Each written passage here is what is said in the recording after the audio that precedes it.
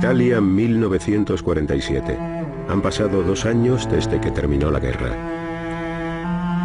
La pobreza asola la mayor parte del país, convirtiéndolo así en un terreno fértil para el comunismo, que promete una solución para los males económicos y las injusticias. La vida era extremadamente dura.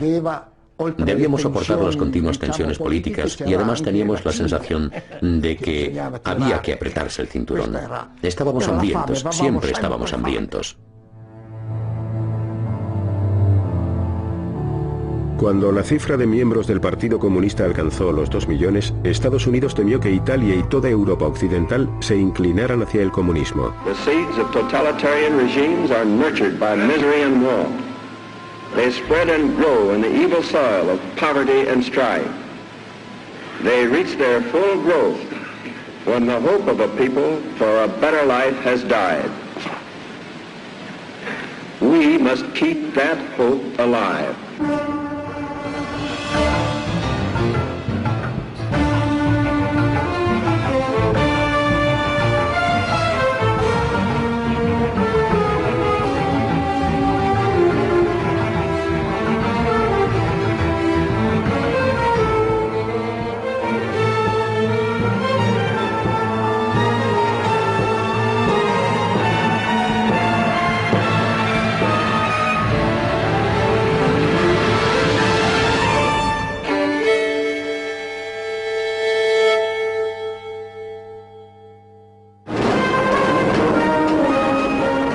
Día de la liberación en Moscú, 1947.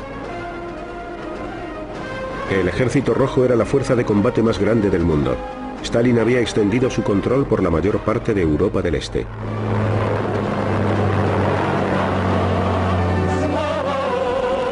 La Unión Soviética ofrecía un modelo alternativo de sociedad.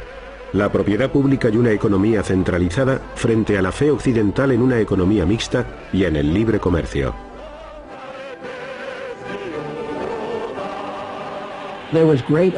Existía una gran preocupación por los deterioros que habían sufrido tanto la política como la economía.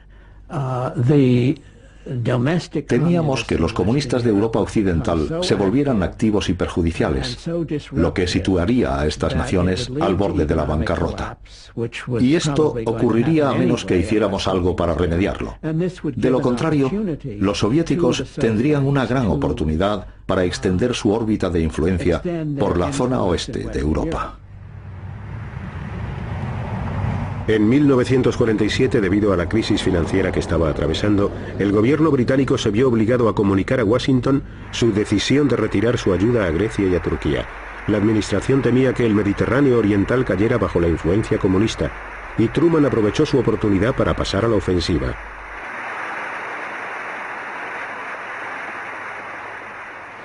The free peoples of the world look to us for support in maintaining their freedoms.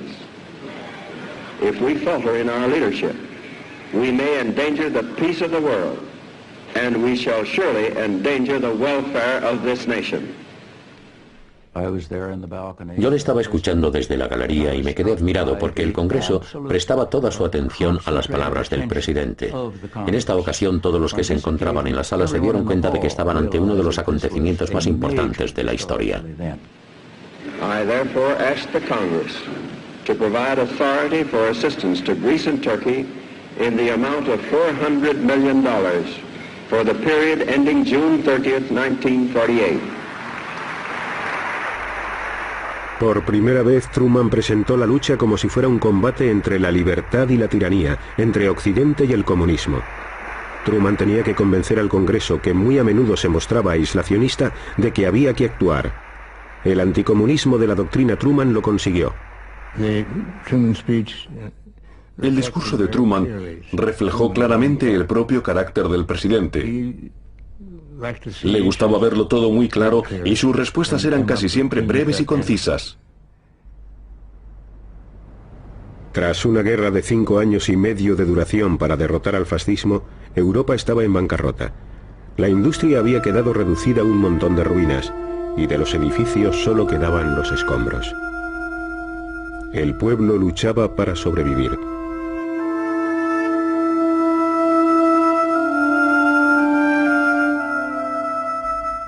El Partido Comunista, que había combatido al fascismo, reclutaba nuevos miembros.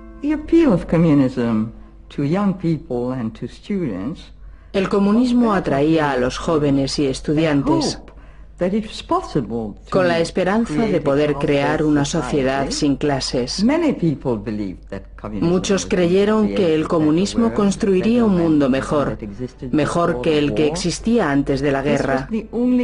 Era el único partido al que uno podía afiliarse si quería cambiar el mundo.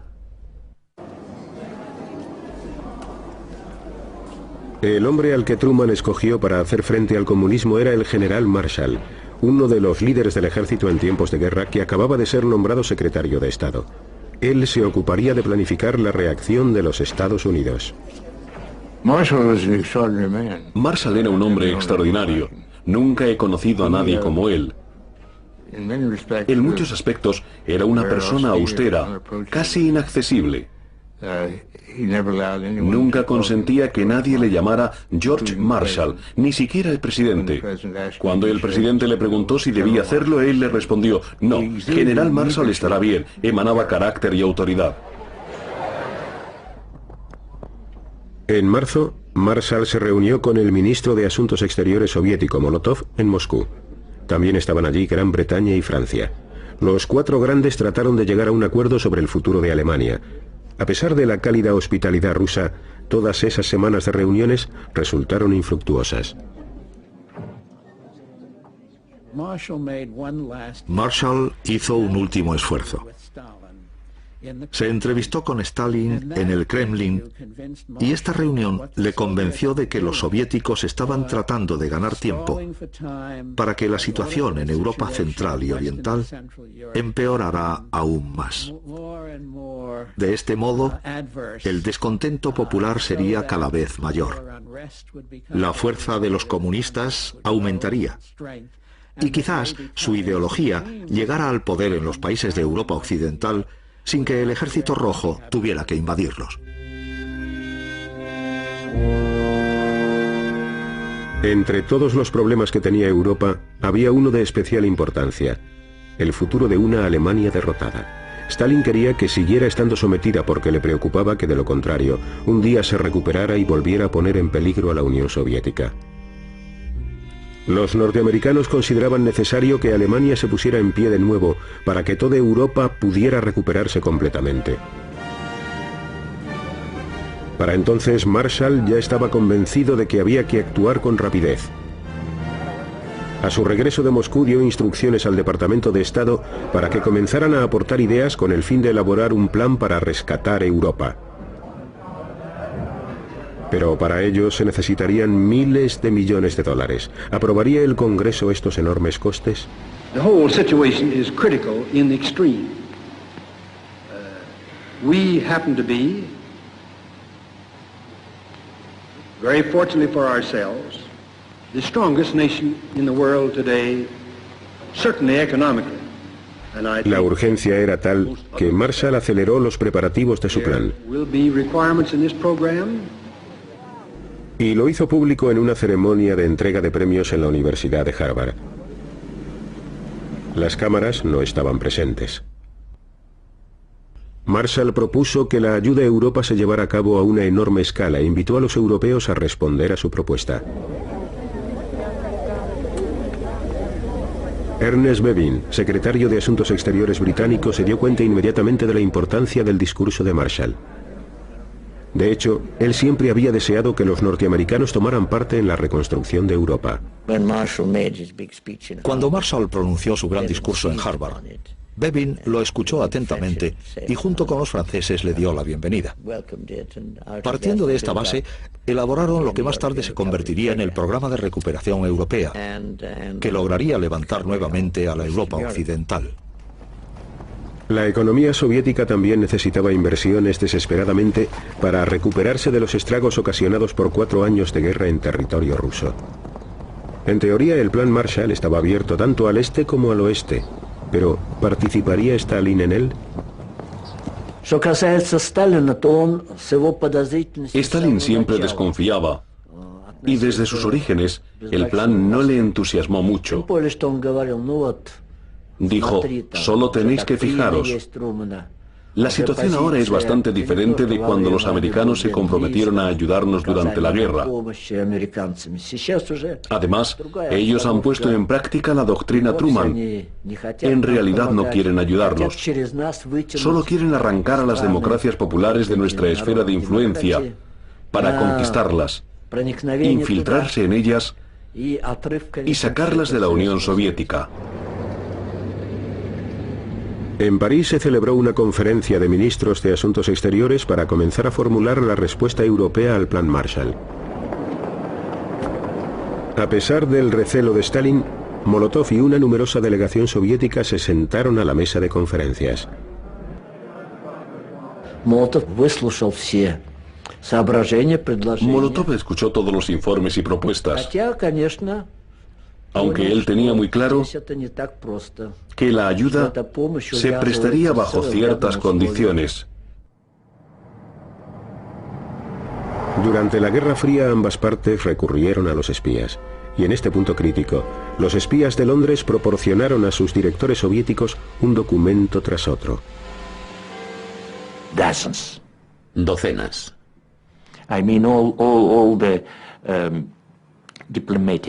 Con todos los diplomáticos entrando y saliendo del Foreign Office, teníamos acceso a todo.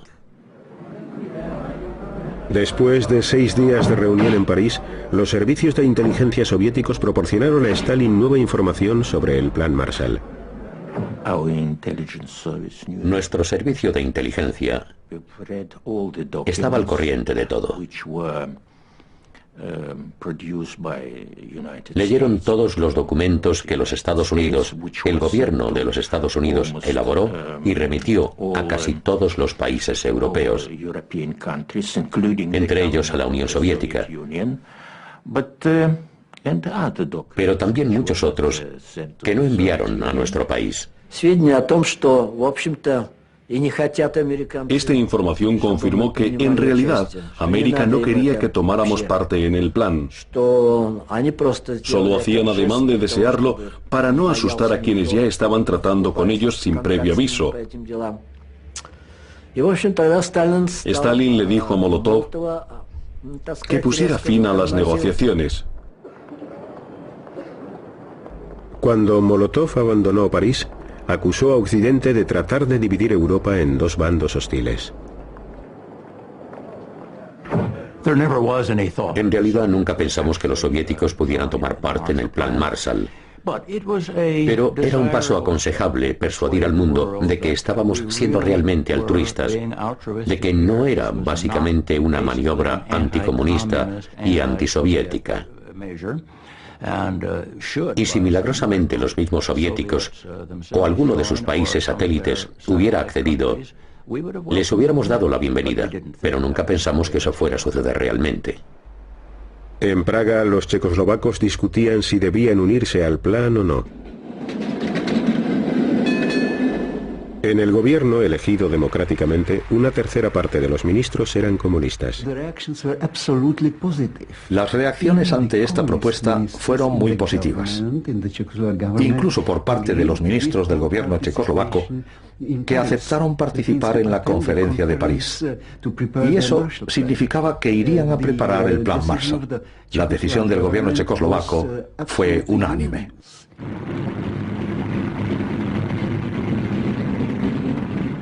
Stalin mandó llamar al primer ministro checo, Klement Gottwald, a Moscú. Le acompañaba el ministro de Asuntos Exteriores, Jan Masaryk. Llegaron el 9 de julio por la tarde y esperaron. Serían las 11, es decir, antes de medianoche, cuando llegó alguien y les dijo que debían salir inmediatamente hacia el Kremlin. Pero lo principal, lo que pretendían, era que la delegación checoslovaca no pudiera desplazarse a París para asistir a la conferencia sobre el Plan Marshall.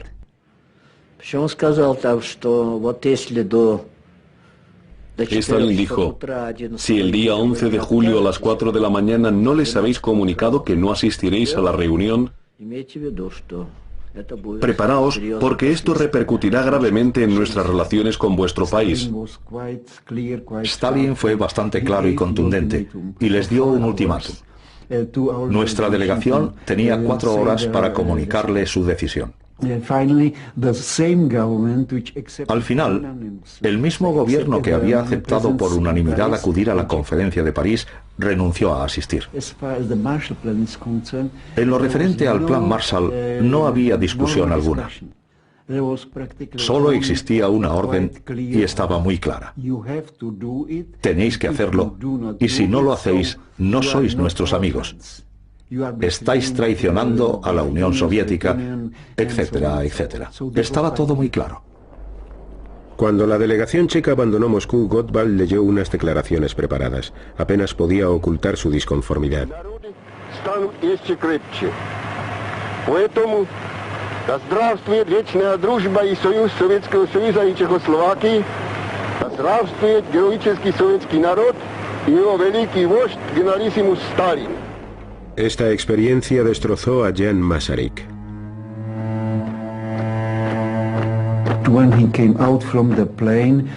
Cuando bajó del avión, dijo claramente: fui a Moscú como ministro de un Estado libre y regreso siendo el esclavo de Stalin. En septiembre de 1947, 16 naciones europeas firmaron su adhesión al Plan Marshall y solicitaron $20 millones en concepto de ayuda.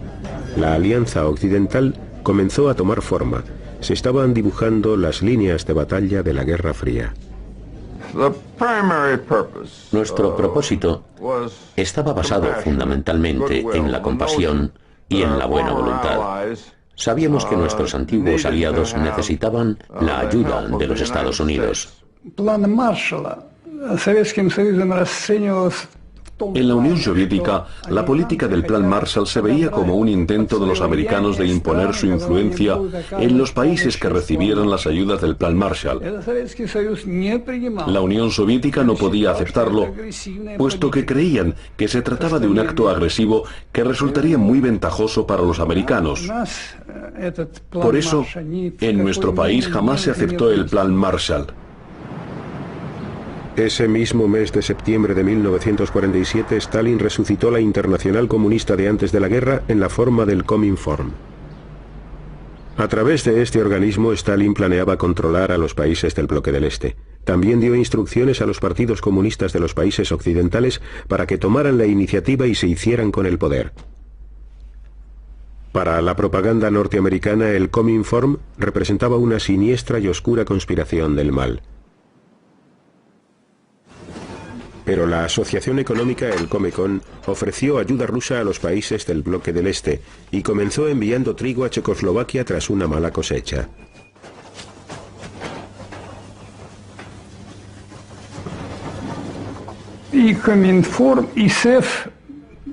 Tanto el Cominform como el Comecon fueron una respuesta directa al Plan Marshall. Por una parte, el Cominform seguiría la línea política e ideológica que la Unión Soviética quería adoptar en los países socialistas. Por otra parte, el objetivo del Comecon era proporcionar asistencia económica a esas naciones para evitar que fueran arrancadas de su órbita de influencia. Febrero de 1948. Los comunistas suben al poder en Checoslovaquia. Las milicias de trabajadores participan en la marcha. Todos los que no son comunistas son detenidos. Los comités de acción asumen el control de la policía y de los sindicatos. El presidente Benes capitula. La bandera roja ondea en el centro de Praga. En solo 5 días los comunistas se hicieron con el gobierno de Checoslovaquia e impusieron a sus habitantes las normas de Stalin. Dos semanas más tarde, Jan Masaryk encontró la muerte al caer desde la ventana de su apartamento en Praga. Aún se plantean 2 controvertidas hipótesis sobre este hecho. ¿Perdió toda esperanza y saltó?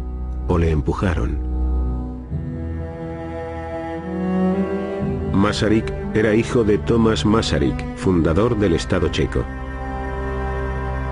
Su funeral simbolizó el final de una Checoslovaquia libre. Tras la muerte del ministro, unas 10.000 personas fueron a decirle adiós, a darle su último adiós. Lloraban y le llevaban flores. Pero la impresión generalizada era que estaban ante el final. Por desgracia, todos lo sentimos así. El ascenso al poder de los comunistas en Praga conmocionó a Washington. Allí todavía se estaba discutiendo el caso de la ayuda propuesta por Marshall ante un Congreso aislacionista. The Soviet Union and its agents have destroyed the independence and democratic character of a whole series of nations in Eastern and Central Europe. It is this ruthless course of action and the clear design to extend it to the remaining free nations of Europe that have brought about the critical situation in Europe today. Esta situación crítica llegó en el momento en que las cámaras del Congreso estaban considerando finalmente la legislación. Entonces se produjo el golpe en Checoslovaquia y fue la gota que colmó el vaso. Porque incluso los aislacionistas, o al menos la mayoría, comprobaron que con su ascenso al poder en Checoslovaquia, los rusos estaban avanzando hacia el oeste. Era muy importante aprobar la legislación.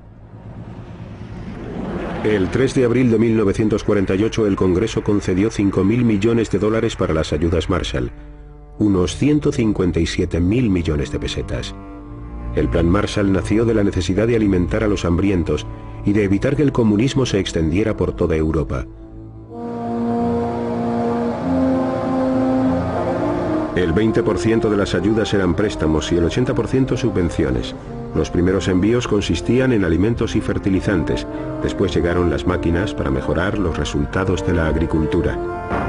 En los 4 años que duró el Plan Marshall, otorgó 13.500 millones de dólares, más de 2 billones de pesetas, repartidos entre 16 países. Pocas personas de aquella agencia habían entregado alguna vez más dinero que en esta ocasión desde que existía el gobierno de los Estados Unidos. Fue un acto extraordinario. Europa adquirió una gran cantidad de mercancías y maquinaria norteamericanas, por lo que una gran parte de las ayudas Marshall regresó directamente a la industria de Estados Unidos, impulsando un boom de posguerra.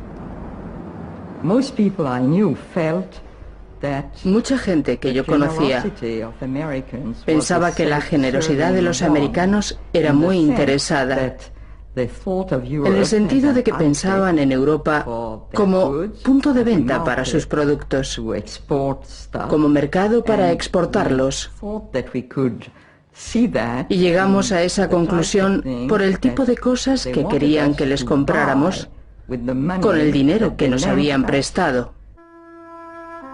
Uno de los países que más ayuda necesitaba era Grecia, devastada por la ocupación nazi y por 5 años de guerra civil. En el norte, las tropas del gobierno seguían exterminando a las guerrillas comunistas.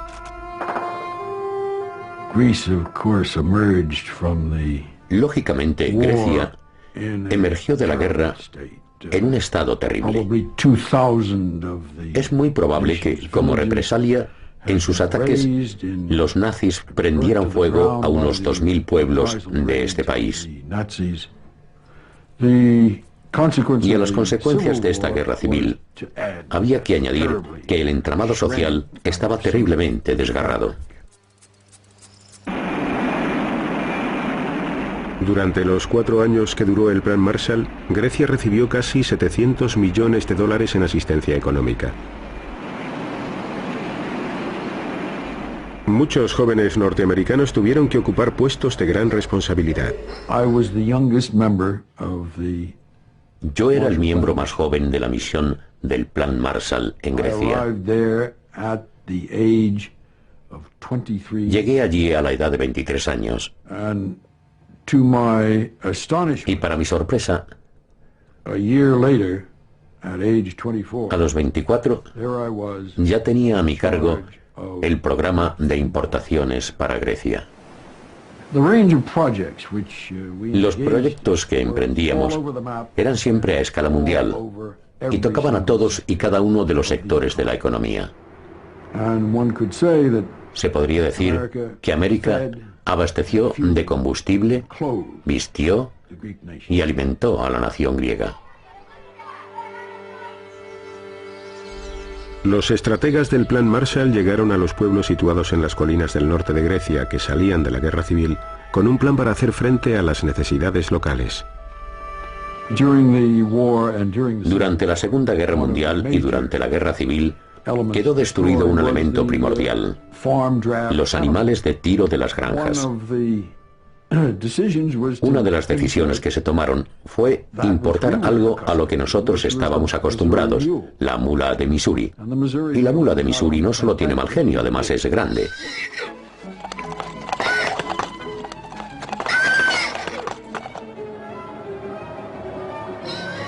Tras un largo viaje en barco, las mulas norteamericanas llegaron a Grecia.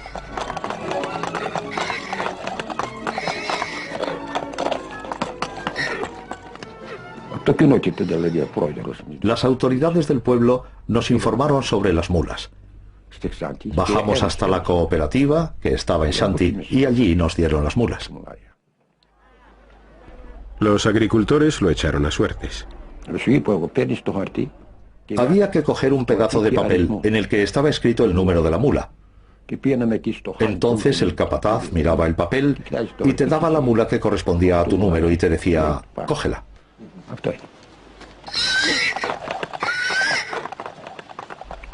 Pero había un problema. Las mulas norteamericanas eran más grandes que los animales a los que los agricultores locales estaban acostumbrados. Las mulas eran muy buenas. Algo salvajes, es cierto. Pero poco a poco conseguimos tenerlas bajo control. Eran grandes y gordas, así que empezamos a utilizarlas para arar. Se portaron muy bien. A mí me dieron una mula excelente y empezamos a arar.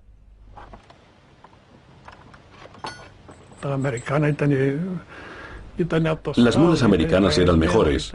Habían sido criadas en establos y estaban bien alimentadas y gordas. Podían cargar con más de 200 kilos. Nuestras mulas locales eran pequeñas. Les estamos muy agradecidos. No podía ser de otra manera, puesto que no teníamos de nada. Larga vida a América. La Europa industrial se enfrentaba a otros problemas. Francia, 1947. Los trabajadores de la fábrica Renault cerca de París se declaran en huelga. Cuando los ministros comunistas les respaldaron, fueron expulsados del gobierno. A estos acontecimientos siguieron unos meses de graves trastornos. Las huelgas comenzaron a multiplicarse. Al final, 3 millones de trabajadores se echaron a la calle. Simpatizábamos mucho con los trabajadores que hacían huelga, porque en nuestra opinión estaban muy mal pagados y el gobierno no haría nada por ellos si ellos no presionaban al gobierno. Los ministros temían que se desencadenara una guerra civil. Los Estados Unidos dejaron muy claro que la industria francesa no recibiría más ayudas Marshall hasta que no tuviera a los comunistas bajo control.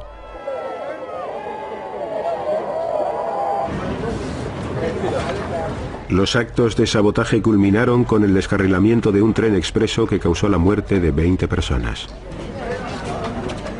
Los huelguistas perdieron una gran parte del apoyo popular. Los disturbios finalizaron. La Cuarta República Francesa volvió a recibir las ayudas estadounidenses. Esta vez fueron 2.700 millones de dólares. Al final de la guerra, Yugoslavia se había declarado comunista sin la ayuda de Moscú. El líder yugoslavo, Tito, se convirtió en un aliado de Stalin, pero esta alianza era bastante precaria.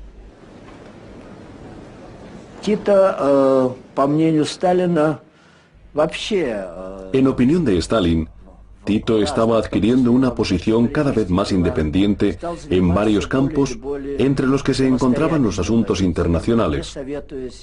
Tito no consultaba a Stalin o le pedía consejo antes de actuar, y cada vez estaba más lejos de la influencia socialista.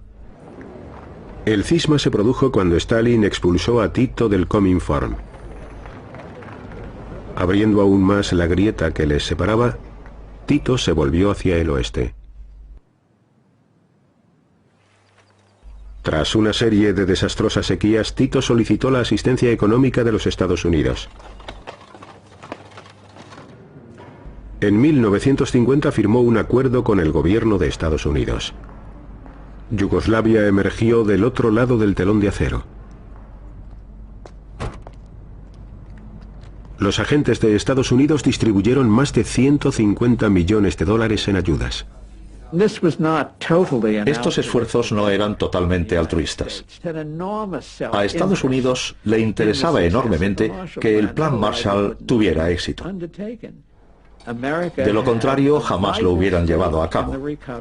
Para ellos era vital que Europa Occidental se recuperara.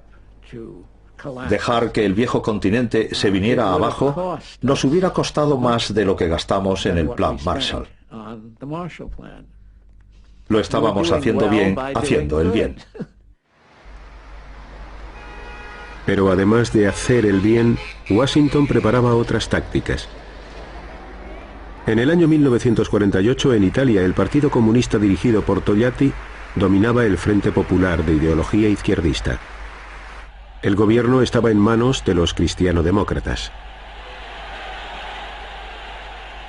En abril, las primeras elecciones generales desde la guerra despertaron las expectativas de una victoria comunista en las urnas. Yo esperaba que el Frente Popular, en el que estaban reunidos todos los partidos de la izquierda, ganara las elecciones. Estos partidos tuvieron que unirse para contrarrestar a los cristianodemócratas y a las fuerzas de la derecha. Algunos italianos temían una victoria comunista. Estas elecciones podrían haber sido críticas porque, dependiendo del resultado, situarían a Italia en un extremo del mundo o en el otro. En primer lugar, creo que hubiera sido una tragedia para Italia, para Europa, para el Mediterráneo, y que hubiera representado un grave contratiempo para los Estados Unidos. En los Estados Unidos se orquestó una campaña para persuadir a los italoamericanos de que escribieran a sus familiares pidiéndoles que no votaran a los comunistas. Se enviaron unos 10 millones de cartas. Querida prima María, ¿has pensado lo que significaría una victoria comunista para Italia? Sería terrible. Italia sería gobernada directamente desde el Kremlin. Mira lo que pasó en Checoslovaquia. Tienes que darte cuenta de lo seria que es la situación. Deberías leer lo que dicen los periódicos aquí. Escúchanos. Te ruego que no votes a los comunistas en estas elecciones. Tu primo Luigi. Fue una iniciativa muy inteligente porque así llegó directamente a las familias.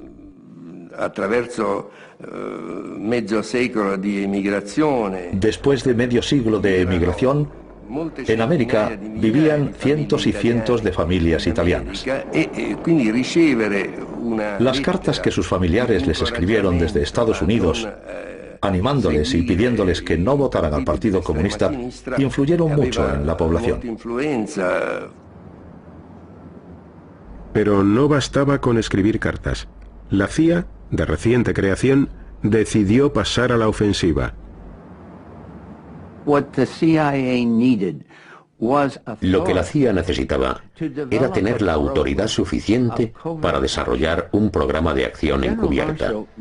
El general Marshall sabía que la situación en Italia era crítica. Se trataba del partido comunista más grande del mundo fuera del Imperio Soviético. Como carecía de la organización necesaria y sabía que el Departamento de Estado no podría realizar lo que quedaba pendiente, dijo personalmente: tenemos que explorar los medios de conseguir la autoridad suficiente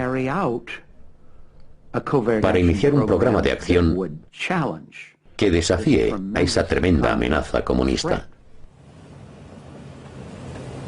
Esto generó un debate dentro de la joven CIA. ¿Tenía la autoridad necesaria para llevar a cabo operaciones encubiertas? Los abogados de la CIA estudiaron los términos del nuevo Acta para la Seguridad Nacional.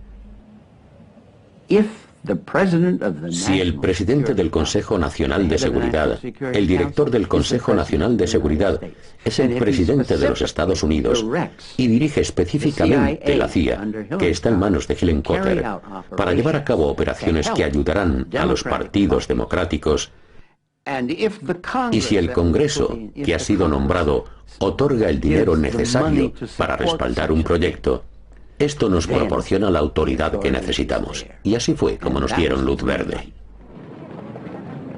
Entonces intervino la CIA. Comenzó a realizar operaciones encubiertas de apoyo a los anticomunistas y al Partido Demócrata Cristiano.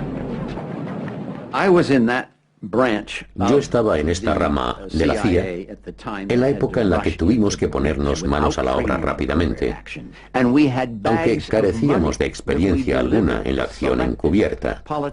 Teníamos bolsas llenas de dinero que entregábamos a determinados políticos para sufragar los gastos de sus campañas para carteles, panfletos, etc. Personalmente no tengo conocimiento de esto. Me han contado cosas al respecto, pero yo no sé nada, porque nunca me involucré en los asuntos de partido. También la Iglesia orquestó una poderosa campaña contra el comunismo. Al Papa Pío XII le preocupaba el Partido Comunista, y no tanto su actitud política como su doctrina. Como Papa que era, Pío XII tenía que interesarse por lo que estaba ocurriendo en Italia en esos momentos. Se creó una red de comités electorales. Trabajaron paralelamente a la organización de la Iglesia Católica, pero en estrecha relación con ella. Puedo decir que todos los partidos envidiaban nuestra estructura electoral y en especial nuestros carteles electorales.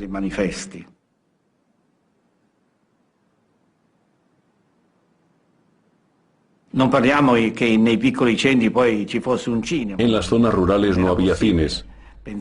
Era algo impensable en aquella época. Así que tuvimos una idea. Enviamos algunos camiones a ciudades y pueblos para que proyectaran películas por la noche. Eran películas de campañas electorales y todo el mundo salía corriendo a la plaza donde realizábamos la proyección para verlas. Acudía muchísima gente.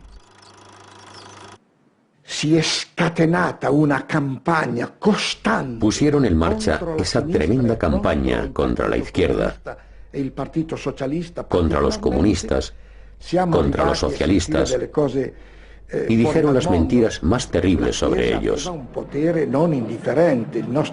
La Iglesia influyó decisivamente sobre la población, porque el 90% de los italianos eran católicos y miembros de la Iglesia. En aquella época yo era católica practicante y asistía a misa rigurosamente, nunca faltaba.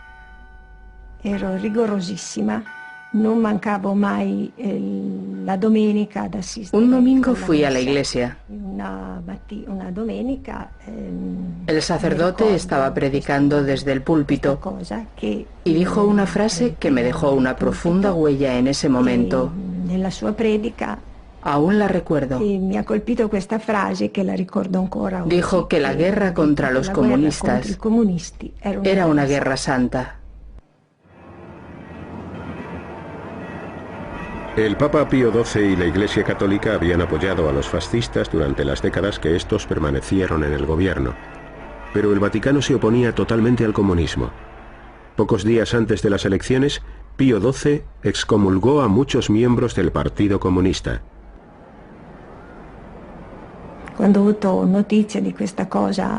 Esa noticia me entristeció profundamente. Para empezar, sucedía que en aquellos momentos yo estaba prometida a mi novio. Nos íbamos a casar al año siguiente y eso significaba que no podríamos hacerlo por la iglesia. el Papa Pacelli, Pío XII, el Papa Pacelli, Pío XII, ufficialmente come pontefice, nos excomulgó a los comunistas y a los amigos de los comunistas. Como no podía casarme en la iglesia, tampoco podía llevar un vestido blanco, ni tener todas esas flores y los músicos. Mi tío, que había sido como un padre para mí desde que era una niña, ni siquiera podría llevarme al altar. Por no mencionar que como católica, creía que mi matrimonio tenía que ser bendecido por el sacerdote, representante de Cristo sobre la tierra. Esas eran mis creencias. Ya saben que Pío XII en uno de sus discursos dijo: o se está con Cristo o se está contra él. Y el Partido Comunista estaba contra Cristo. Eran claramente ateos. Así que era deber del Papa y de la Iglesia proteger a su pueblo.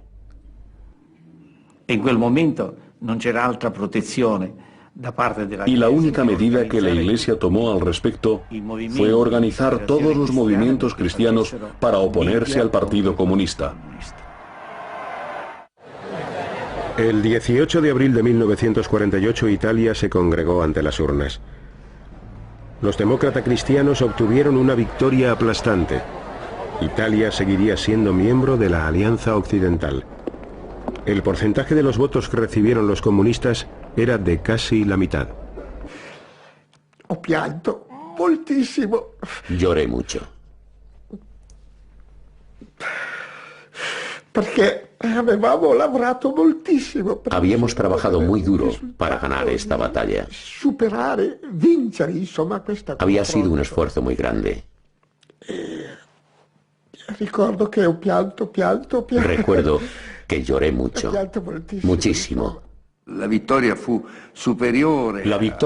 fue aún más increíble de lo que habíamos esperado. Fue la única vez que nosotros, como cristiano-demócratas, tuvimos mayoría absoluta en el Parlamento. La CIA también extrajo sus propias conclusiones de la victoria en las elecciones. Fue una experiencia muy gratificante. Entonces, aún no sabíamos que habíamos llevado a cabo la primera acción política en la historia de la inteligencia americana, a la que después seguirían muchas otras. Ahora que Italia había decidido permanecer en el bloque occidental, los Estados Unidos les hicieron llegar una avalancha de ayudas del Plan Marshall. En Turín, la compañía de automóviles Fiat recibió máquinas gigantes totalmente nuevas para la cadena de montaje procedentes de Pittsburgh y Detroit. La Fiat fue completamente equipada con la maquinaria más sofisticada de Europa.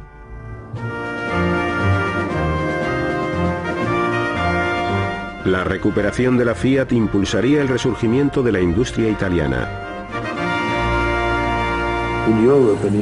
En Europa y en Italia especialmente, teníamos la impresión de que América era una nación todopoderosa.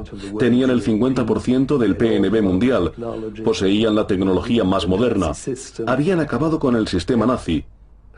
Y no podías decir que lo esperaras, simplemente te mostrabas gratamente sorprendido al ver la generosidad de su política exterior. Y en esos momentos la expresión de su citada generosidad fue el Plan Marshall. El Plan Marshall también demostró el deseo de los Estados Unidos de salvaguardar el futuro de Europa. El mensaje era el siguiente: modernizad vuestras economías y podréis ser como nosotros. Los americanos estaban intentando imponer las ideas americanas y la organización americana en Europa. Existía la creencia de que, dado que había que reconstruir las industrias europeas, si queríamos que Europa fuera otra vez competitiva en el mundo económico, tendría que imitar los métodos de producción americanos y también los de gestión, etc. Y muchos hombres de negocios europeos estaban ansiosos por hacerlo. En aquellos años, y me refiero a los que siguieron inmediatamente a los de la posguerra, toda Europa estaba en una época de recesión. Por ello, en primer lugar nos ayudaron a salir de ella e impulsaron nuestra economía. Pero ese solo fue el primer paso. El segundo paso consistió en reunir a la comunidad europea en su totalidad. Nos llevaron hacia la OTAN e iniciaron un acercamiento entre todos los países europeos y también potenciaron el acercamiento a los Estados Unidos. El Plan Marshall se había propuesto construir una sociedad de consumo en Europa. Los Estados Unidos querían un bloque occidental donde se practicara la libre empresa, un conjunto de países pacíficos, unidos y ligados al comercio y al capital norteamericanos. La Unión Soviética se vio obligada a construir su propio bloque rival. La población de los países socialistas pasaría 40 años observando al bloque occidental con sorpresa y admiración.